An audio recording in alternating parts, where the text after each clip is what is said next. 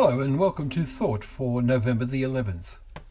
Our readings are Ezra chapter 7, Hosea chapter 8 and Acts chapter 27. And our thought is, For I have faith. We read today of two outstanding characters, believers who had an active faith with whom God could work to perform his will. They are great examples for us. First we have Ezra, who is a direct descendant of Aaron, as we read in chapter 7 verse 5, who had his heart set to study the law of the Lord and to do it and to teach, we read in verse 10.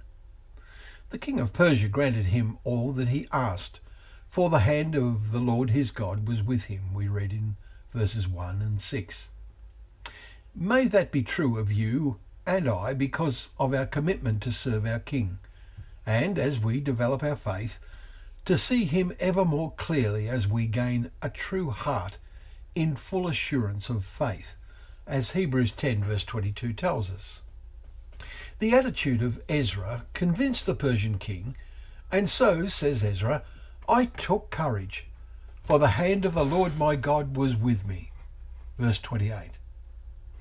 God's message through Hosea is one that applies to our world today and its total lack of faith and ignorance of God. He tells his prophet, My anger burns against them. They sow the wind, and they shall reap the whirlwind. Chapter 8, verses 5 to 7. And they, the northern nation of Israel, to whom he was a prophet, were soon no more. The whirlwind for our world is developing more and more and is looking increasingly fearsome as the people of the world convince themselves there is no creator who watches over them and sees all that they do. In our reading of Acts chapter 27, the ship sailed to Rome and it reaped the whirlwind. But wonderfully, Christ was watching over Paul, and he was able to tell those with him that this very night there stood before me an angel of God, to whom I belong and whom I worship. And he said, Do not be afraid, Paul. You must stand before Caesar. And behold, God has granted you all those who sail with you. So take heart, men, for I have faith in God, that it will be exactly as I have been told. Verses 23 to 25.